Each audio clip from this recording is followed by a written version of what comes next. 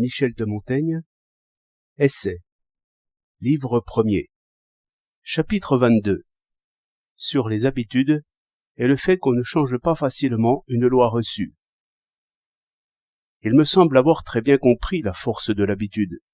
Celui qui inventa ce conte, selon lequel une villageoise, ayant été habituée à caresser et à porter entre ses bras un veau depuis sa naissance, et continuant à le faire, réussit, grâce à l'accoutumance, à le porter encore quand il fut devenu grand. Car c'est, en vérité, une violente et traîtresse maîtresse d'école que l'habitude. Elle introduit en nous son autorité, peu à peu, à la dérober. Mais par ce doux et humble commencement, l'ayant affermi et incrusté avec l'aide du temps, elle nous montre bientôt un furieux et tyrannique visage, selon lequel nous n'avons même plus la liberté de lever les yeux. Nous voyons bien qu'à tous les coups, elle enfreint les règles de la nature. L'usage, le plus puissant maître de toutes choses. Pline l'Ancien. Là-dessus, je crois ce que dit Platon avec sa caverne dans sa République, et je crois les médecins qui abandonnent si souvent les méthodes de leur art au profit de son autorité. Voilà un roi qui, en suivant ses principes, habitua son estomac à se nourrir de poison. Albert le Grand raconte qu'une fille s'était habituée à vivre d'araignées, et dans les Indes nouvelles, on trouva de grands peuples, en des climats très divers, qui en vivaient, en faisaient provision, et même les élevaient, comme ils le faisaient aussi avec des sauterelles, des fourmis, des lézards, des chauves-souris. Un crapaud fut vendu 6 écus pendant une famine. Ils font cuire tout cela et les apprêtent avec différentes sauces. On en a trouvé d'autres encore, pour qui nos viandes et nos aliments étaient mortels et vénéneux. Grande est la force de l'habitude. Les chasseurs passent leur nuit dans la neige, ils se brûlent au soleil des montagnes, et les pugilistes meurtris par le ceste ne se plaignent même pas. Cicéron. Pour être étrangers, ces exemples ne sont pas étranges, si nous considérons ce que nous supportons d'ordinaire, et combien l'accoutumance hébète nos sens. Pas besoin d'aller chercher ce qu'on dit des voisins des cataractes du Nil, ni ce que les philosophes disent de la musique céleste. On sait en effet que les corps qui tournent sur ces cercles, étant solides et polis, et venant à s'effleurer et se frotter les uns aux autres dans leur course, ne peuvent manquer de produire une merveilleuse harmonie, dont les cadences et variations sont gouvernées par les changements et mouvements de la danse des astres. Il suffit de savoir que, de façon générale, les oreilles des créatures d'ici-bas, endormies comme celles des Égyptiens, par la permanence de ce son, ne peuvent plus le percevoir, si grand qu'il soit. Les maréchaux ferrants, les meuniers, les armuriers, ne pourraient résister aux bruits qu'ils subissent s'ils les percevaient comme nous. Mon pourpoint parfumé est agréable à mon nez, mais si je le porte 3 jours de suite, il ne l'est plus que pour le nez des gens de l'assistance. Et ce qui est encore plus étrange, c'est que malgré de longs intervalles et des périodes d'interruption, l'accoutumance puisse quand même marquer nos sens de son empreinte, comme le savent les voisins des clochers. Je loge, chez moi, dans une tour, où, au lever du jour et au couvre-feu, une très grosse cloche sonne tous les jours l'Ave Maria. Ce tintamarre ébranle ma tour elle-même, et les premiers temps, je le trouvais insupportable. Mais en peu de temps, je m'y suis fait au point que je l'entends maintenant sans en être gêné, et même souvent sans qu'il me réveille. Platon gronda un enfant qui jouait aux noix. L'enfant répondit « Tu me grondes pour peu de choses. » L'accoutumance, répliqua Platon, n'est pas une chose de peu d'importance. Je trouve que nos plus grands vices s'inscrivent en nous dès notre plus tendre enfance, et que la formation de notre caractère est entre les mains des nourrices. C'est une distraction pour les mères de voir un enfant tordre le cou à un poulet et s'amuser à torturer un chien ou un chat. Et c'est un sot, le père qui voit son fils frapper injustement un paysan ou un laquais et considère cela comme l'heureux augure d'un fort caractère, ou qui voit un signe de finesse dans le fait qu'il dupe son camarade par quelque méchante et déloyale tromperie. Car ce sont là les vraies semences et racines de la cruauté, de la tyrannie et de la trahison. Elles commencent à germer là, poussent ensuite vigoureusement, et prospèrent enfin par les soins de l'habitude. Et c'est une éducation très dangereuse que d'excuser ces détestables dispositions par le jeune âge et le caractère bénin des faits. Premièrement, parce que c'est la nature qui parle, et que sa voix est d'autant plus pure et plus naïve qu'elle est plus fragile et plus neuve. Deuxièmement, la laideur de la tromperie n'a rien à voir avec le fait qu'il s'agit d'argent ou de haricots. Elle réside en elle-même. Je trouve bien plus juste de conclure ainsi. Pourquoi ne tricherait-il pas avec de l'argent, puisqu'il triche avec des haricots, plutôt que de dire comme souvent, il ne triche qu'avec des haricots, il ne le ferait pas avec de l'argent.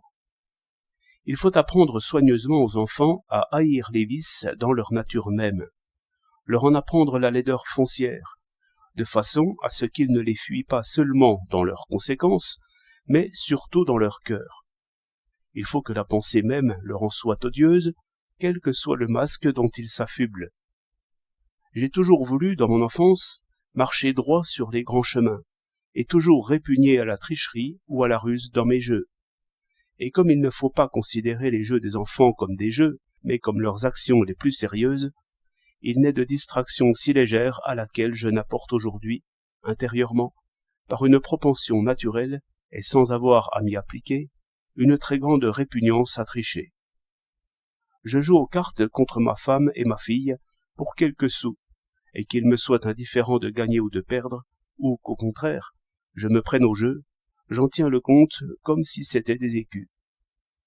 En tout et partout, mes yeux suffisent à me maintenir dans mon devoir. Il n'y a rien qui me surveille d'aussi près, et que je respecte plus. Je viens de voir chez moi un petit homme natif de Nantes, né sans bras, qui a si bien entraîné ses pieds pour le service que lui devaient les mains, qu'ils en ont, en vérité, à moitié oublié leur fonction naturelle. D'ailleurs, il les nomme ses mains. Il coupe, il charge un pistolet et le décharge. Il enfile son aiguille, il coud, il écrit. Il ôte son bonnet, se peigne, joue aux cartes et aux dés, et les agite avec autant de dextérité que n'importe qui d'autre. L'argent que je lui ai donné, il l'a pris dans son pied comme nous le faisons avec notre main. J'en ai vu un autre, quand j'étais enfant, qui maniait une épée à 2 mains et une hallebarde, en les tenant avec le pli de son cou, faute de main. Il les jetait en l'air et les rattrapait, lançait une dague, et faisait claquer un fouet aussi bien qu'un charretier de France. Mais on voit bien mieux les effets de l'habitude aux étranges impressions qu'elle laisse en nos esprits, où elle ne trouve pas beaucoup de résistance. Que peut-elle sur nos jugements et nos croyances?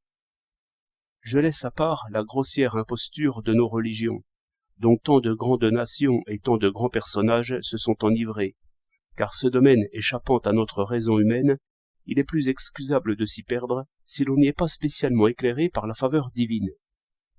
Mais à part cela, y a-t-il une opinion, si bizarre soit-elle, que l'habitude n'est enracinée et établie par des lois dans les régions où bon lui a semblé?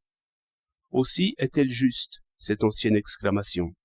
N'est-il pas honteux pour un physicien dont le rôle est d'observer et de scruter la nature, de demander à des esprits prévenus par la coutume un témoignage sur la vérité? Cicéron. Je pense qu'il n'apparaît dans l'imagination de l'homme aucune idée, si folle soit-elle, qui n'ait d'exemple dans l'usage courant, et que par conséquent notre raison n'étaye ni ne fonde. Il est des peuples où l'on tourne le dos à celui qu'on salue, où l'on ne regarde jamais celui qu'on veut honorer. Il en est où, quand le roi crache, la plus favorite des dames de sa cour tend la main, et dans une autre nation, les personnages les plus en vue qui l'entourent se baissent à terre pour ramasser son ordure dans un linge. Prenons ici la place pour introduire un récit. Un gentilhomme français se mouchait toujours avec la main, chose très contraire à nos usages. Se défendant sur ce point, et il était réputé pour ses plaisanteries, il me demanda quel privilège pouvait bien avoir ce sale excrément pour qu'on lui fournisse un beau linge délicat pour le recevoir, et, qui plus est, pour l'empaqueter et le serrer sur nous. Cela devait causer plus de dégoût que de le voir déverser n'importe où, comme nous le faisons pour tous nos autres excréments. J'ai trouvé qu'il ne parlait pas du tout sans raison. L'habitude m'avait ôté la possibilité de me rendre compte de cette bizarrerie, alors que nous trouvons pourtant si laides les bizarreries quand elles nous viennent d'un autre pays. Les miracles viennent de l'ignorance en laquelle nous sommes de la nature, et non de la nature elle-même. L'accoutumance émousse notre jugement. Les barbares ne sont en rien plus étonnants pour nous que nous pour eux.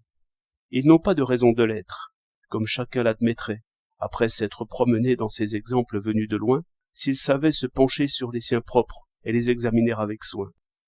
La raison humaine est une décoction faite à partir du poids sensiblement égal donné à toutes nos opinions et nos mœurs, de quelque forme qu'elles soient. Sa matière est infinie, infinie sa diversité. Mais je reviens à mon propos. Il est des peuples où, sauf sa femme et ses enfants, personne ne parle au roi que par un intermédiaire. Dans une même nation, les vierges montrent leur sexe à découvert, et les mariés le couvrent et le cachent soigneusement. À cela, une autre coutume, ailleurs, offre quelques relations. La chasteté n'y est prisée que pour le service du mariage, car les filles peuvent se donner librement, et si elles sont engrossées, se faire avorter avec les médicaments appropriés, au vu de tout un chacun. Et d'ailleurs, si c'est un marchand qui se marie, tous les marchands invités à la noce couchent avec l'épousée avant lui. Et plus ils sont nombreux, plus elle en tire d'honneur et de réputation de robustesse et de capacité. Si un officier se marie, il en va de même, et de même si c'est un noble. Et ainsi des autres, sauf si c'est un laboureur ou quelqu'un du bas peuple, car alors c'est au seigneur de le faire. Et on ne manque pas, pourtant, de recommander strictement la fidélité pendant le mariage. Il est des peuples où il y a des bordels publics pour les hommes, et même des mariages entre eux, où les femmes vont à la guerre avec leurs maris et ont leur place, non seulement au combat, mais au commandement, où l'on porte non seulement des bagues au nez, aux lèvres, aux joues et aux oreilles, mais aussi des bagues d'or fort lourdes au travers des tétons et des fesses, où, en mangeant, on s'essuie les doigts aux cuisses, aux bourses et à la plante des pieds, où les enfants ne sont pas héritiers, mais les frères et les neveux, et ailleurs, les neveux seulement, sauf pour la succession du prince, où, pour régler la communauté des biens qui est l'usage, certains magistrats souverains ont la charge collective de la culture des terres et de la distribution des fruits, selon les besoins de chacun, où l'on pleure la mort des enfants et l'on fête celle des vieillards, où les hommes couchent à 10 ou 12 ensemble dans le même lit avec leurs femmes, où les femmes qui perdent leur mari par mort violente peuvent se remarier, et les autres non, où l'on a si peu d'estime pour la condition des femmes qu'on tue les filles à la naissance, et que l'on achète des femmes au peuple voisin en cas de besoin, où les maris peuvent répudier leurs femmes sans alléguer aucun motif, et les femmes ne peuvent quitter leur mari pour quelque raison que ce soit, où les maris ont le droit de les vendre si elles sont stériles, où les gens font cuire, puis piler, le corps du trépassé, jusqu'à ce qu'il soit réduit en une sorte de bouillie, qu'ils mélangent alors à leur vin et qu'ils boivent, où la plus désirable des sépultures consiste à être mangé par les chiens, ou ailleurs par des oiseaux. Des peuples où l'on croit que des âmes heureuses vivent en toute liberté, dans des jardins délicieux, pourvus de toutes sortes d'agréments, et que ce sont elles qui produisent l'écho que nous entendons, où les hommes combattent dans l'eau, et tirent droit au but des flèches avec leurs arcs tout en nageant, où, pour signe de sujétion, il faut hausser les épaules et baisser la tête, et se déchausser quand on entre dans l'appartement du roi, où les eunuques, qui gardent les religieuses, ont en plus le nez et les lèvres coupés, pour qu'ils ne puissent même pas être aimés, et où les prêtres se crèvent les yeux pour s'aboucher avec les démons et recevoir leurs oracles, où chacun fait un dieu de ce qui lui plaît, le chasseur d'un lion ou d'un renard, le pêcheur de quelques poissons, et où chaque action ou passion humaine devient une idole, où le soleil, la lune et la terre sont les dieux principaux. Pour prêter serment, on touche la terre en regardant le soleil, où la viande et le poisson se mangent crus. Des peuples où le grand serment se fait en jurant par le nom d'un trépassé qui a joui d'une bonne réputation par le pays, en posant la main sur sa tombe, où les étrennes que le roi envoie chaque année à ses vassaux, c'est du feu, et quand on l'apporte, on éteint tous les feux anciens, et à ce nouveau feu, les peuples voisins sont tenus de venir prendre de quoi allumer le leur, chacun pour soi, sous peine de crime de lèse-majesté. Ou, quand le roi abandonne sa charge pour se consacrer à la dévotion, ce qui arrive souvent, son successeur est obligé d'en faire autant, et passe la royauté au troisième successeur. où l'on change la forme des institutions selon que les affaires l'exigent. On dépose le roi quand cela semble bon de le faire, et on le remplace par des anciens à la tête de l'État, ou encore on abandonne le pouvoir entre les mains du peuple. Des peuples où les hommes et les femmes sont circoncis et baptisés de la même façon, où le soldat qui, après un ou plusieurs combats, parvient à présenter à son roi 7 têtes d'ennemis, est anobli, où l'on vit avec l'opinion si rare et si peu sociable de la mortalité des âmes, où les femmes accouchent sans plainte et sans effroi, où les femmes portent à l'une et l'autre jambe des jambières de cuivre, et où, si un poule est mort, elles sont tenues par un devoir de magnanimité de le mordre à leur tour, où elles n'osent pas prendre des poux avant d'avoir offert leur pucelage à leur roi, s'il en veut, où l'on salue en mettant le doigt à terre, puis en le levant vers le ciel, où les hommes portent les charges sur la tête et les femmes sur les épaules, où elles pissent debout et les hommes accroupis, où ils envoient leur sang en signe d'amitié et brûlent de l'encens pour les hommes qu'ils veulent honorer, comme pour leur Dieu, où la parenté est interdite dans les mariages,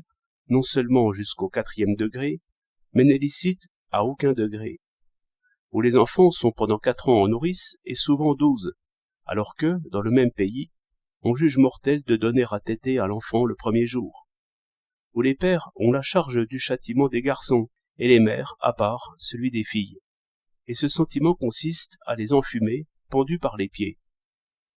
Un peuple où on fait circoncire les femmes, où l'on mange toutes sortes d'herbes, sans autre possibilité que de refuser celles qui leur semblent avoir une mauvaise odeur, où tout est ouvert, les maisons, pour belles et riches qu'elles soient, n'ont pas de porte, ni de fenêtres, ni de coffres qui puissent être fermés, et où les voleurs sont punis 2 fois plus qu'ailleurs, où l'on tue les poux avec les dents comme les macaques, et trouve horrible de les voir écrasés avec les ongles, où on ne se coupe la vie durant ni poils ni ongles. Ailleurs, on ne coupe que les ongles de la main droite, alors qu'on laisse pousser ceux de la gauche comme un signe de distinction, où on laisse pousser les cheveux du côté droit et on maintiendra l'autre côté. Et dans les provinces voisines, celles-ci laissent pousser les cheveux sur le devant, l'autre à l'arrière, et on rase le côté opposé. Voici un peuple où les pères prêtent leurs enfants et les maris leurs femmes pour leurs hôtes, mais en les faisant payer, où l'on peut honnêtement faire des enfants à sa mère, où les pères peuvent avoir commerce charnel avec leurs filles et avec leurs fils, où, dans les assemblées qui se tiennent pour festoyer, on se prête mutuellement les enfants sans souci de la parenté. Ici, on vit de chair humaine. Là, c'est un signe de piété que de tuer son père à un certain âge. Ailleurs, les pères désignent, pendant qu'ils sont encore dans le ventre de leur mère, les enfants qu'ils souhaitent nourrir et conserver, et ceux qu'ils veulent abandonner et tuer. Là, les vieux maris mettent leurs femmes au service de la jeunesse, et ailleurs, elles sont communes à tous sans qu'il y ait péché. Et même, dans certains pays, elles portent comme une marque d'honneur, sur le bord de leur robe, autant de belles houppes à franges qu'elles ont connues d'hommes. La coutume n'a-t-elle pas aussi fait une république de femmes? Ne leur a-t-elle pas mis les armes à la main, fait lever des armées et livrer des batailles? Et ce que toute la philosophie ne peut parvenir à faire entrer dans la tête des plus sages, la coutume ne l'enseigne-t-elle pas par sa seule prescription aux plus grossiers des gens du peuple? Car on connaît des nations entières où, non seulement la mort était méprisée, mais fêtée, où les enfants de ces temps supportaient d'être fouettés jusqu'à la mort sans que leur visage en fût troublé, où la richesse était tenue dans un tel mépris que le plus misérable citoyen de la ville n'eût pas daigné se baisser pour ramasser une bourse pleine. Et nous connaissons des régions très fertiles en toutes sortes de vivres, où pourtant les mets les plus ordinaires et les plus savoureux étaient le pain, le cresson et l'eau. La coutume ne fit-elle pas encore ce miracle à Quillot, qu'il y passa 100 ans sans que, de mémoire d'homme, fille ni femme n'ait failli à son honneur? En somme, à mon avis, il n'est rien que la coutume ne fasse ou ne puisse faire. Et c'est à juste titre que Pindare l'appelle, à ce qu'on dit, la reine et l'impératrice du monde. Celui-ci, qu'on rencontra en train de battre son père, répondit que c'était la coutume de sa maison, que son père avait ainsi battu son aïeul son bisaïeul, et montrant son fils, il dit, celui-là me battra quand il aura atteint mon âge. Et ce père, que son fils tiraillait et malmenait au milieu de la rue, lui ordonna de s'arrêter à une certaine porte, car lui n'avait traîné son père que jusque-là, et c'était la borne des mauvais traitements héréditaires, ceux que les enfants avaient pour coutume de faire subir à leur père dans leur famille. Par tradition, dit Aristote, aussi souvent que par maladie, des femmes s'arrachent les cheveux, rongent leurs ongles, mangent des charbons et de la terre. Et plus par coutume que par nature, les hommes ont des relations avec les hommes. Les lois de la conscience, dont nous disons qu'elles naissent de la nature, naissent de la tradition. Chacun vénère intérieurement les opinions et les mœurs reçues et acceptées autour de lui, et il ne peut s'en détacher sans remords, ni s'y appliquer sans les approuver. Quand les Crétois, dans les temps anciens, voulaient maudire quelqu'un, ils priaient les dieux de lui faire contracter quelques mauvaises habitudes. Mais le principal effet de la puissance de la tradition, c'est qu'elle nous saisit et nous enserre de telle façon que nous avons toutes les peines du monde à nous en dégager et à rentrer en nous-mêmes pour réfléchir et discuter ce qu'elle nous impose. En fait, parce que nous les absorbons avec notre lait à la naissance, et que le monde se présente à nous sous cet aspect la première fois que nous le voyons, il semble que nous soyons faits pour voir les choses comme cela. Et les opinions courantes que nous trouvons en vigueur autour de nous, infusées en notre esprit par la semence de nos pères, nous semblent de ce fait naturelles et universelles. Il résulte de tout cela que ce qui est en dehors des limites de la coutume, on croit que c'est en dehors des limites de la raison. Dieu sait combien cette idée est déraisonnable le plus souvent. Si comme nous, qui nous étudions, avons appris à le faire, chacun de ceux qui entendent une pensée juste cherchait aussitôt en quoi elle le concerne lui-même, il comprendrait que cette pensée n'est pas tant un bon mot qu'un bon coup de fouet à la bêtise ordinaire de son jugement. Mais on reçoit les avis de la vérité et ses préceptes comme s'ils étaient adressés à tous, et jamais à soi-même. Au lieu de les appliquer à ses propres comportements, on les enfouit dans sa mémoire, bêtement et inutilement. Mais revenons encore au pouvoir souverain de la coutume. Les peuples élevés dans la liberté et habitués à se commander eux-mêmes estiment toute autre forme de gouvernement monstrueuse et contre nature. Ceux qui sont formés dans l'idée de la monarchie pensent d'eux-mêmes, et quelque facilité que le sort leur offre pour un changement, alors même qu'ils se sont libérés avec bien des difficultés de la contrainte importune d'un maître, ils s'empressent aussitôt d'en réinstaller un nouveau, avec les mêmes difficultés. C'est qu'ils ne peuvent pas se résoudre à prendre en haine l'autorité elle-même, car c'est l'entremise de la tradition que chacun est content du lieu où la nature l'a placé. Les sauvages d'Écosse n'ont que faire de la Touraine, ni les Scythes de la Thessalie. Darius demanda des Grecs pour combien ils accepteraient d'adopter la coutume des Indes et manger leur père mort, car c'était leur usage, et ils estimaient ne pas pouvoir leur trouver de meilleure sépulture qu'en eux-mêmes. Ils lui répondirent qu'ils ne le feraient pour rien au monde. Mais ayant aussi tenté de convaincre les Indiens d'abandonner leurs coutumes et d'adopter celles des Grecs, qui étaient de brûler les corps de leurs pères, il leur fit encore plus horreur. Chacun réagit ainsi parce que l'usage nous dérobe le vrai visage des choses. Il n'est rien de si grand et de si admirable d'abord, qui peu à peu ne cesse de nous étonner. Lucrèce. Autrefois, ayant à faire valoir un de nos usages qui faisait autorité bien au-delà de nous, et ne voulant pas, comme on le fait en général, l'établir seulement par la force des lois et des exemples, mais allant rechercher ses origines mêmes, je découvris que son fondement était si peu assuré qu'il s'en fallut de peu que je ne m'en détache moi-même, moi qui avais pour tâche de la renforcer chez les autres. C'est par ce genre de recette, qu'il estime fondamentale et souveraine, que Platon entreprend de chasser les amours perverses et contre nature de son temps, à savoir que l'opinion publique les condamne et que les poètes et tout un chacun en disent pique-pendre. Par ce moyen, les plus belles filles n'attireront plus l'amour de leur père, ni les frères, si beau soit-il, l'amour de leur sœur. Car les fables de Thyeste, d'Œdipe et de Macarée instilleront, par la beauté même de leurs vers, cette utile répugnance dans la tendre cervelle des enfants. C'est vrai, la pudicité est une belle vertu, dont on connaît assez l'utilité. Mais la traiter et la faire valoir comme foncièrement naturelle est aussi malaisée qu'il est aisé de la faire valoir selon l'usage, les lois, les préceptes moraux. Ces premiers et universels fondements sont difficiles à examiner à fond. Nos maîtres les parcourent superficiellement, n'osent pas y regarder de près, s'empressent plutôt de se placer sous la protection de la coutume, et là gonflent leurs plumes et triomphent à bon compte. Ceux qui ne veulent pas se laisser entraîner loin de la source originelle se trompent encore plus et se voient contraints d'adopter des opinions barbares, comme Chrysippe, qui mit un peu partout dans ses récits le peu de cas qu'il faisait des unions incestueuses, quelles qu'elles soient. Celui qui voudra se détacher du tenace préjugé de la coutume trouvera que bien des choses reçues comme indiscutables n'ont cependant de fondement que dans la barbe blanche et les rides de l'usage qui les accompagnent.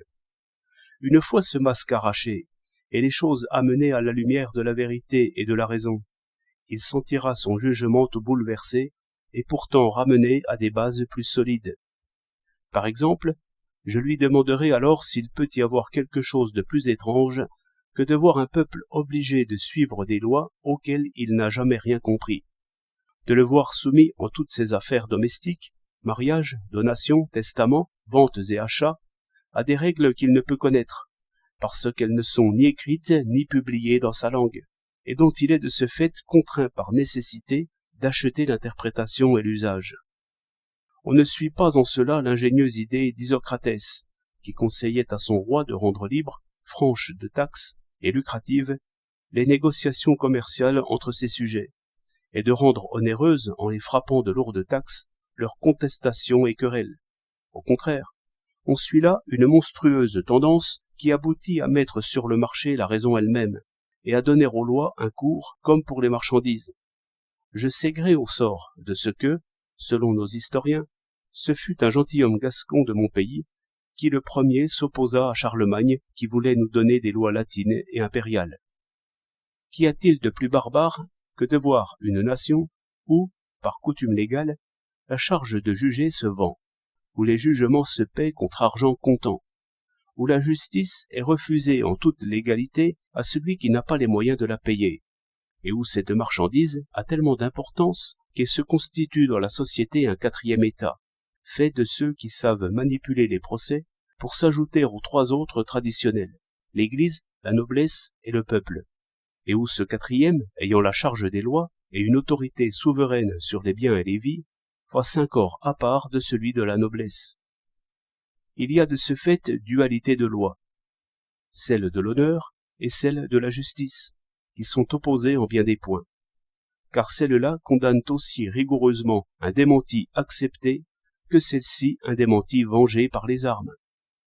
Dans un cas, celui qui porte les armes et qui subit une injure sans broncher est considéré comme déshonoré et indigne de la noblesse, tandis que dans l'autre, celui qui a une charge civile et tire vengeance de l'injure subie encourt la peine capitale.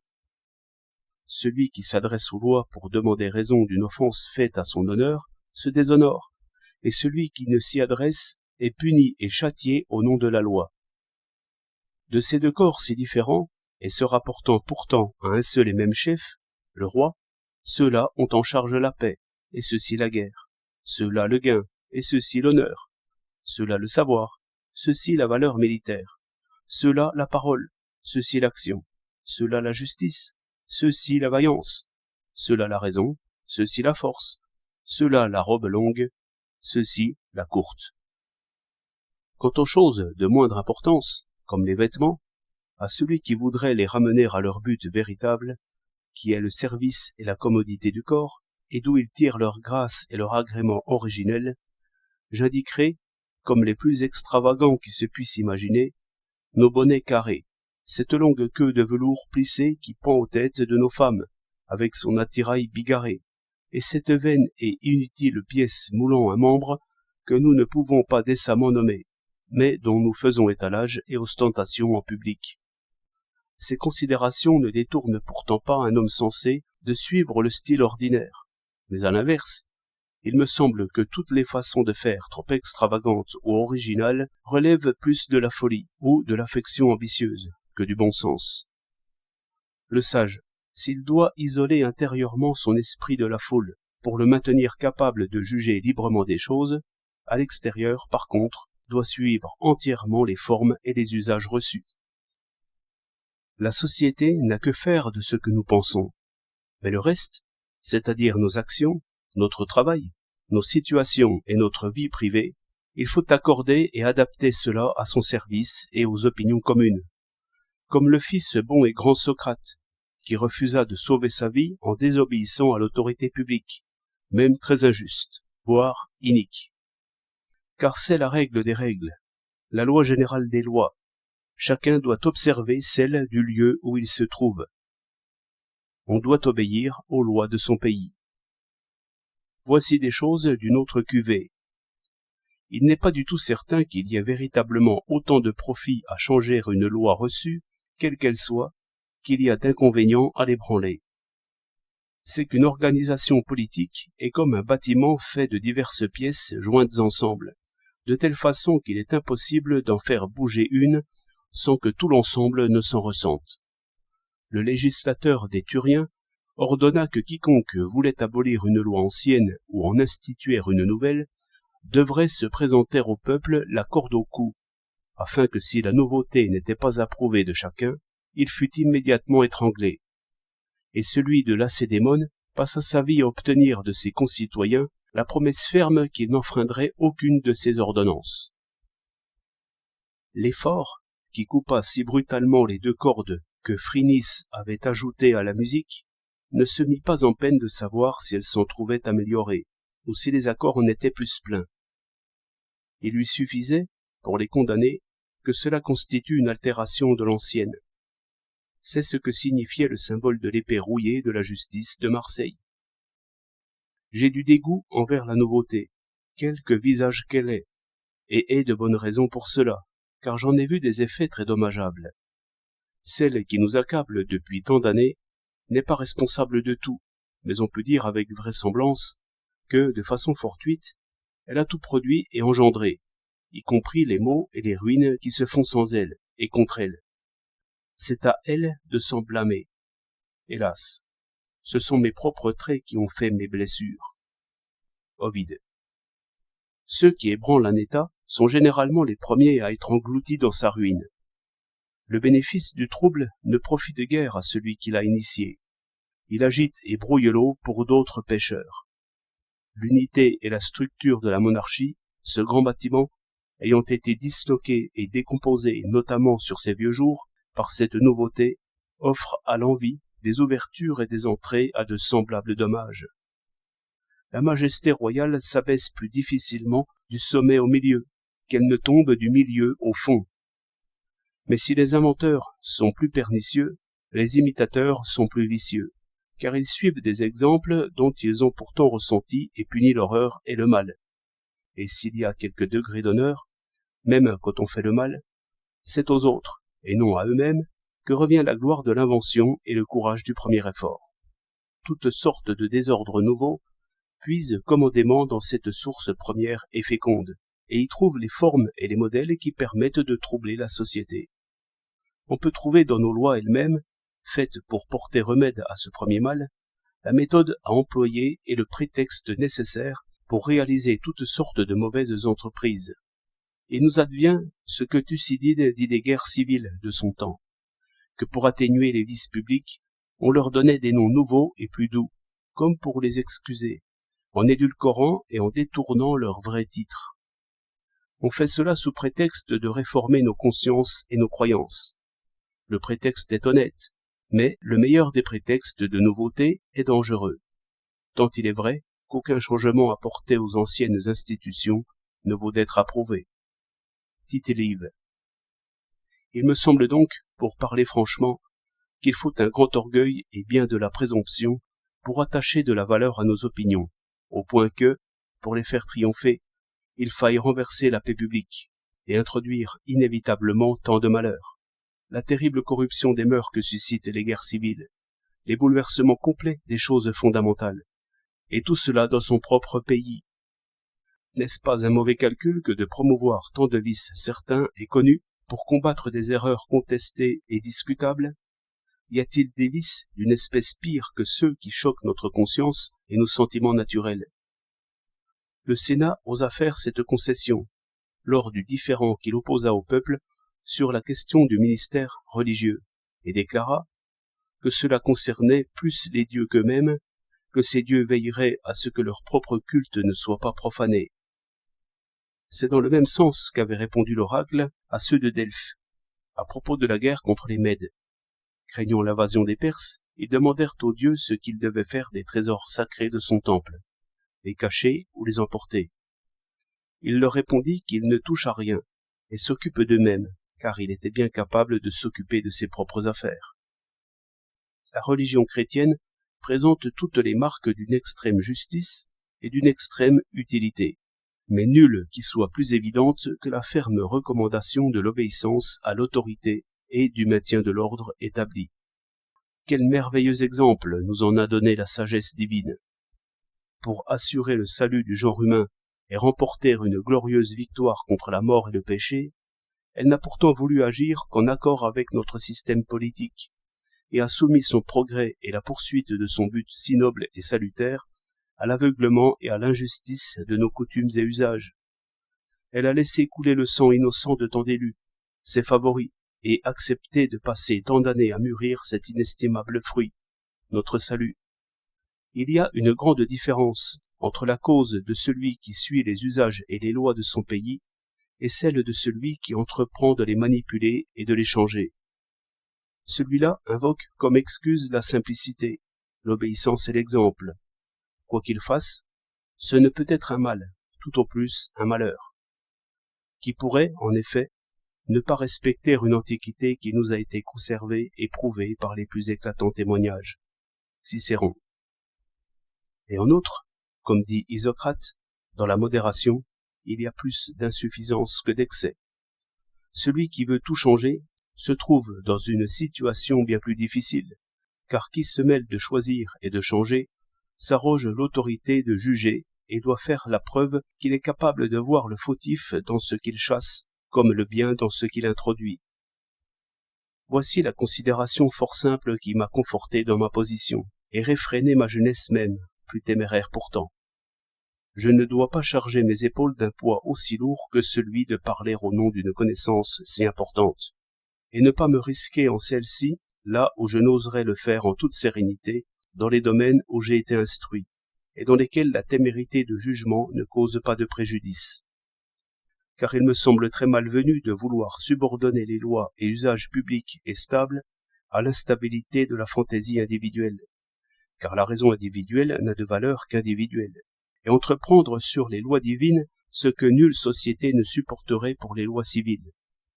Même si la raison humaine a bien plus de rapport avec ces dernières, elle demeure cependant pleinement juge de leurs juges, et leur connaissance intime doit servir à expliquer et étendre l'usage qui en a été reçu, non à le détourner et en proposer un autre.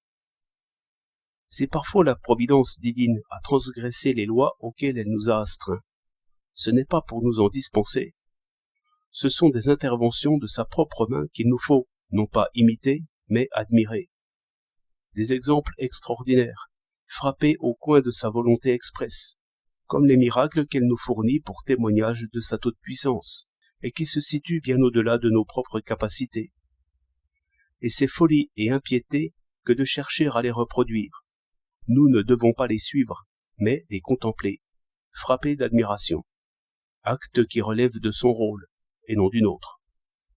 Cotta déclare bien importunément à ce sujet: « En matière de religion, mes autorités sont Coruncanius, Canus, Scipion, Scaevola, les grands pontifes, non Zénon, Cléante ou Chrysippe. Dieu le sait, dans la querelle qui nous oppose en ce moment, et où il y a 100 articles de foi à enlever et remplacer, graves et profonds, combien sont ceux qui peuvent se vanter d'avoir précisément examiné les raisons profondes de l'un et de l'autre parti? Leur nombre, s'il en est un, ne serait guère en mesure de nous troubler. Mais la foule des autres, où va-t-elle? Sous quelle bannière se range-t-elle? De son côté? Il advient de leurs remèdes comme des autres médicaments faibles et mal appliqués.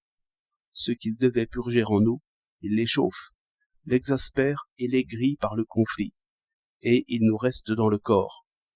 Sa faiblesse n'a pas pu nous purger, mais elle nous a cependant affaiblis, de telle sorte que nous ne pouvons pas nous en débarrasser non plus, et que nous ne récoltons de son intervention que des souffrances prolongées et intestines. Toujours est-il que le sort, dont l'autorité est toujours supérieure à celle de nos discours, nous présente parfois la nécessité comme si urgente qu'il faut bien que les lois lui accordent une place. Et quand on résiste au développement d'une innovation introduite de force, se tenir en tout et partout réservé et respectueux contre ceux qui agissent en toute liberté, dont les desseins sont par là susceptibles d'être favorisés et qui n'ont d'autre loi ni d'autres règles que d'agir à leur avantage, c'est là une dangereuse obligation et un combat inégal. Se fier à un perfide, c'est lui donner les moyens de nuire. Sénèque. D'autant plus que la règle ordinaire dans un état en bonne santé ne propose rien pour ces accidents extraordinaires. Elle présuppose un corps stable, dans ses principaux organes et services, et un consentement commun à l'observation de ses lois et à leur obéissance. Le comportement légitime est un comportement calme, pesant et contraint, qui n'est pas de nature à tenir bon devant un comportement libre et effréné. On sait que l'on reproche encore à ces deux grands personnages, Octavius et Caton, d'avoir, pendant les guerres civiles de Sylla et de César, laissé courir les plus grands dangers à leur patrie, plutôt que de la secourir aux dépens de ses lois et en modifiant l'ordre des choses. Car en vérité, à la dernière extrémité, quand il n'y a plus moyen de résister, il serait probablement plus sage de baisser la tête et de supporter les coups, que de s'obstiner au-delà du possible à ne rien lâcher, et donner occasion ainsi à la violence de tout fouler aux pieds. Il vaudrait mieux faire vouloir aux lois ce qu'elles peuvent faire, puisqu'elles ne peuvent faire ce qu'elles veulent. C'est ce que fit celui qui ordonna qu'elles fussent suspendues 24 heures, celui qui changea pour cette fois-là un jour du calendrier, et cet autre qui, du mois de juin, fit un second mois de mai. Les Lacédémoniens eux-mêmes, pourtant si scrupuleux à respecter les lois de leur pays, se trouvant gênés par la loi qui défendait d'élire 2 fois amiral la même personne, alors que leurs affaires requéraient de toute nécessité que Lysandre prît de nouveau cette charge, nommèrent en effet un certain Aracus comme amiral, mais Lysandre surintendant de la marine. Et ils usèrent encore d'une semblable subtilité quand ils envoyèrent un de leurs ambassadeurs devant les Athéniens pour obtenir le changement d'un règlement quelconque. Périclès alléguant qu'il était défendu d'enlever le tableau où une loi avait été inscrite, l'ambassadeur lui conseilla de le retourner seulement, puisque cela n'était pas défendu. Et c'est de cela que Plutarque loue Philopémène, disant que né pour commander, il savait non seulement commander selon les lois, mais commander aux lois elles-mêmes, quand la nécessité publique l'exigeait.